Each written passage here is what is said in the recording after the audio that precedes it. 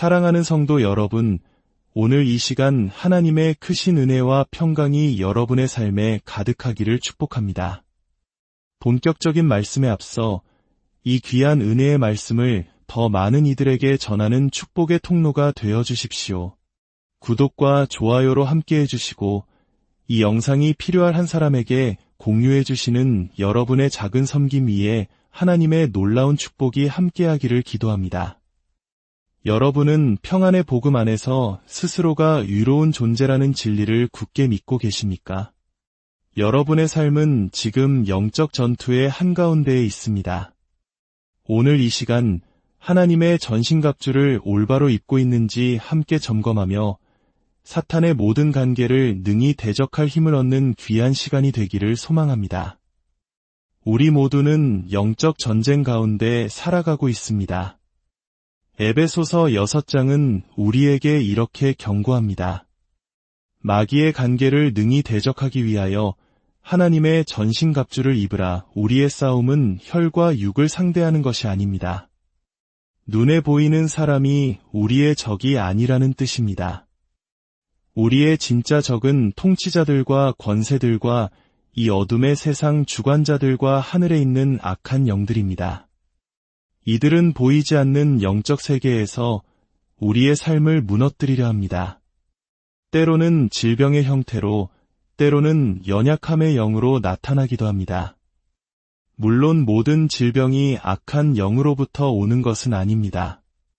하지만 성경을 보면 예수님께서는 18년 동안 허리가 굽어 고통받던 한 여인을 고치셨습니다. 예수님께서 안수하시자 그녀는 즉시 자유를 얻었습니다. 성경은 그녀가 연약함의 영에 묶여 있었다고 기록합니다. 악한 영들은 또한 우울함의 영으로 나타나 우리의 정신을 공격합니다. 아무리 애써도 떨쳐낼 수 없는 어두운 생각, 불길한 예감, 마음을 짓누르는 우울한 감정들, 이 모든 것이 바로 이 어둠의 세상 주관자들이 벌이는 공작입니다. 그러므로 성경은 다시 한번 강조합니다. 하나님의 전신갑주를 취하라. 이는 악한 날에 너희가 능히 대적하고 모든 일을 행한 후에 서기 위함이라. 여기서 서라는 말씀에 주목해야 합니다. 우리는 승리를 쟁취하기 위해 싸우는 것이 아닙니다. 우리는 이미 예수 그리스도께서 십자가에서 이루신 완전한 승리의 터 위에 굳건히 서서 싸우는 것입니다. 에베소서는 크게 세 부분으로 나눌 수 있습니다. 첫째는 성도의 부요함입니다. 에베소서 1장과 2장은 우리가 그리스도 안에서 얼마나 풍성한 영적 축복을 받았는지 우리의 자리가 어디인지를 말해줍니다. 바로 그리스도와 함께 하늘에 앉아있는 존재라는 것입니다.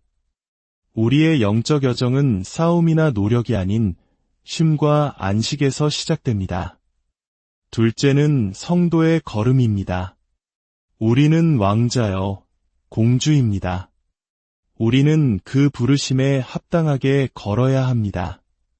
우리의 신분에 맞게 세상 속에서 빛과 소금으로 살아가는 것입니다. 그리고 마지막 세 번째가 바로 영적 전쟁, 즉 굳건히 서는 것입니다. 이미 승리한 땅을 빼앗기지 않기 위해 굳건히 서는 것입니다. 사탄이 여러분의 건강을 빼앗으려 거짓말로 공격해올 때 기억하십시오. 여러분은 이미 치유의 땅 위에 서 있습니다. 우울증이나 중독으로 고통받고 있다면 그것을 쟁취해야 할 땅으로 여기지 마십시오. 그렇게 기도하는 순간 우리는 패배의 자리에서 기도하는 것이 됩니다. 우리는 이미 평강의 땅 위에 서 있습니다. 믿음으로 위롭다 하심을 받은 우리는 하나님과 화평을 누리고 있습니다. 우리는 이 평강을, 이 치유를 이미 소유한 자로서 당당히 지켜내면 되는 것입니다. 우리는 승리를 위하여 기도하는 것이 아니라 승리의 자리에서 기도합니다. 아멘이십니까? 사탄은 우리를 이 승리의 자리에서 끌어내리려 합니다. 절박함과 두려움 속에서 기도하게 만들어 우리 스스로 안식의 자리에서 벗어나게 만듭니다. 여러분의 자리를 잃지 마십시오.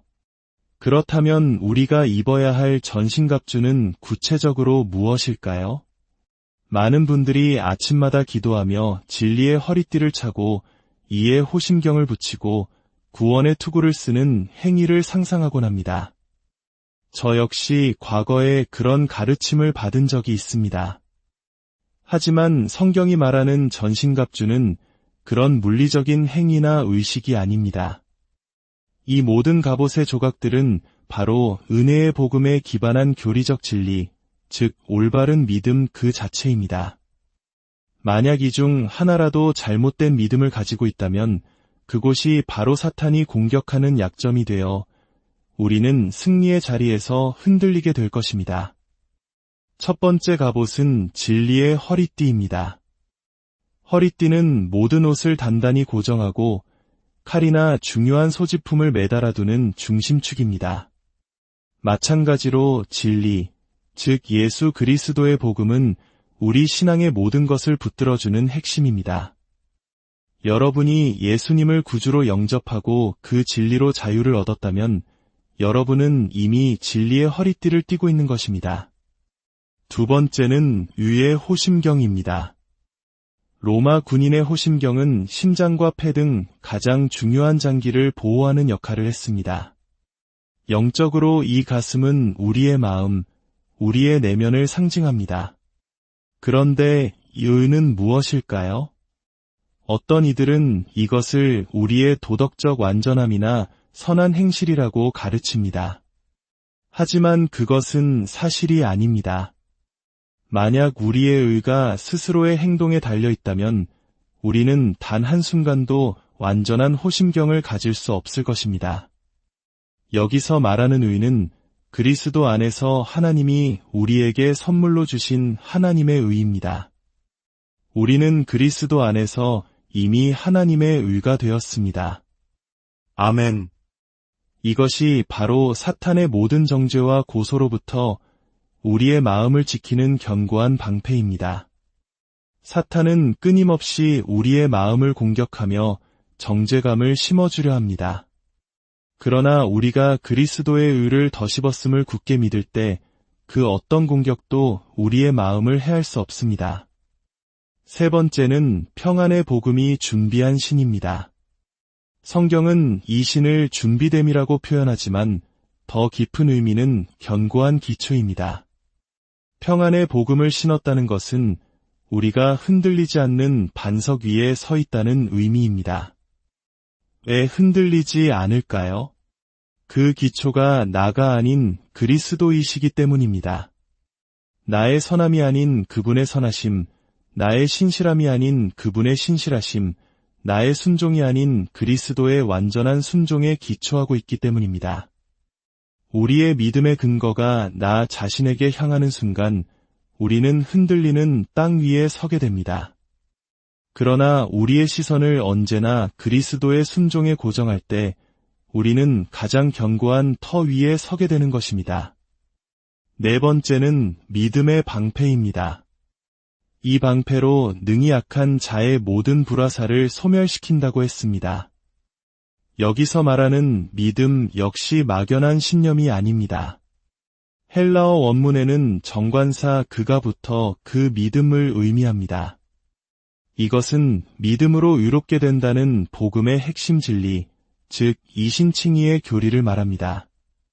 우리가 행위가 아닌 오직 믿음으로 의롭게 되었음을 굳게 붙들 때 그것이 바로 사탄의 모든 불화살을 막아내는 강력한 방패가 됩니다.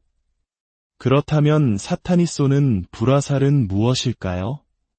히브리서 12장은 시내산에서 율법을 받던 이스라엘 백성의 모습을 보여줍니다. 그들이 스스로의 힘으로 율법을 지키겠다고 장담한 순간 하나님께서는 산에 가까이 오지 말라. 짐승이라도 이 산에 닿으면 돌에 맞거나 화살에 맞아 죽으리라고 경고하셨습니다. 바로 여기에 답이 있습니다.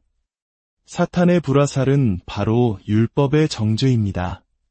사탄은 율법의 조항들을 가지고 와서 너는 이것을 행하지 못했다.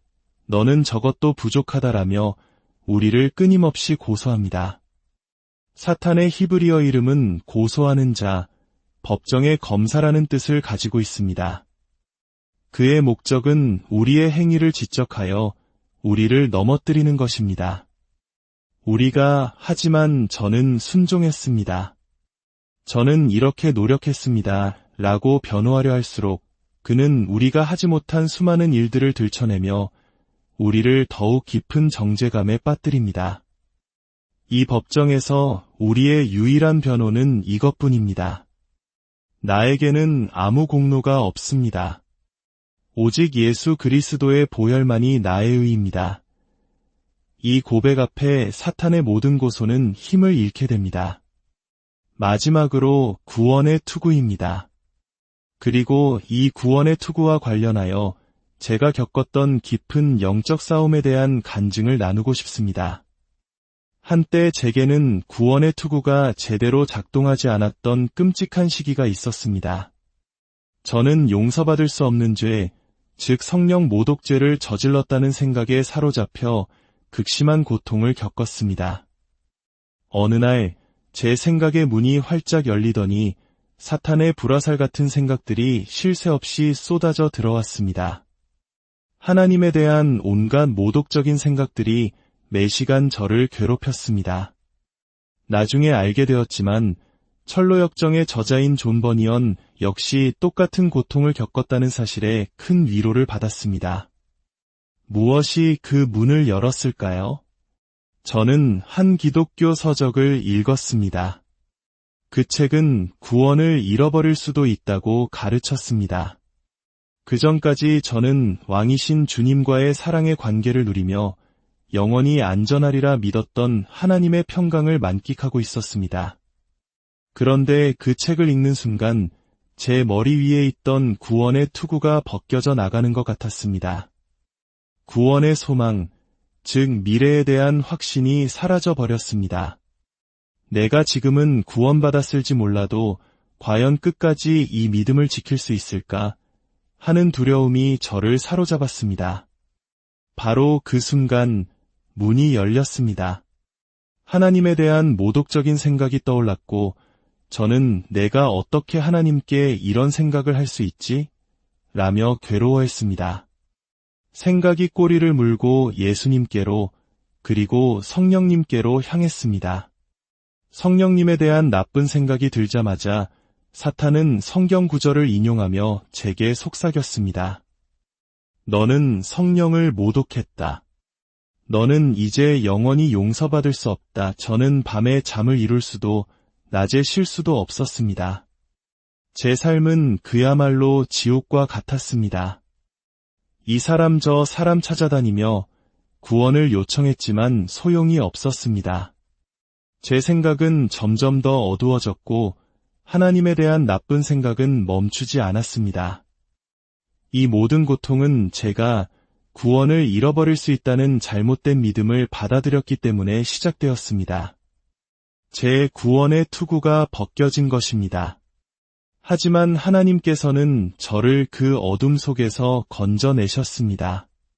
바로 그때 하나님께서는 제게 은혜의 복음을 가르쳐 주셨습니다. 저는 구원받았으며 그 구원은 영원한 구속이라는 진리를 깨닫게 하셨습니다. 예수님께서는 친히 말씀하셨습니다. 내가 그들에게 영생을 주노니 영원히 멸망하지 아니할 것이요 또 그들을 내 손에서 빼앗을 자가 없느니라. 그들을 주신 내 아버지는 만물보다 크심에 아무도 아버지 손에서 빼앗을 수 없느니라. 우리는 예수님의 손과 아버지의 손 안에 이중으로 안전하게 보호받고 있습니다. 이 지독한 터널을 지나왔기에 저는 우울증과 영적 고통을 겪는 분들의 마음을 가벼이 여기지 않습니다. 그리고 저를 그 어둠에서 건져낸 것은 오직 은혜의 복음이었습니다. 사랑하는 여러분, 제가 여러분께 묻고 싶은 것은 이 진리들을 머리로 아느냐가 아닙니다. 여러분의 마음 가장 깊은 곳에서 여러분은 무엇을 믿고 있습니까? 여러분은 자신이 그리스도 안에서 하나님의 의라는 사실을 진정으로 믿으십니까? 평안의 복음 때문에 여러분의 발이 견고한 반석 위에 서 있음을 믿으십니까? 여러분에게는 구원의 확신, 그 영원한 소망이 있습니까? 만약 그렇지 않다면 오늘이 바로 모든 잘못된 믿음을 버리는 날이 되기를 축복합니다. 구원을 잃어버릴 수 있다는 두려움을 버리십시오. 하나님 앞에서 여전히 더럽고 부족하다는 정죄감을 버리십시오. 하나님께서 여러분의 죄를 기억하고 계실 것이라는 거짓말을 버리십시오. 그리고 이제 올바른 것을 믿기 시작하십시오. 여러분의 모든 죄는 예수의 보혈로 영원히 용서받았습니다. 여러분은 그리스도 안에서 하나님의 의입니다. 여러분은 하나님의 사랑받는 자 안에서 크게 사랑받는 자녀입니다. 주 예수 그리스도로 옷 입으십시오. 그분이 여러분의 새로운 정체성입니다. 아멘. 두 손을 드시고 이 축복을 받으십시오. 다가오는 한 주간 주님께서 당신에게 복을 주시고 당신을 지키시기를 원하며 주님께서 그의 얼굴을 당신에게 비추사 은혜 베푸시기를 원하며 주님께서 그 얼굴을 당신에게로 향하여 드사 평강 주시기를 원하노라. 예수 그리스도의 이름으로 기도합니다. 모든 성도들이 함께 아멘 하였습니다. 하나님의 축복이 여러분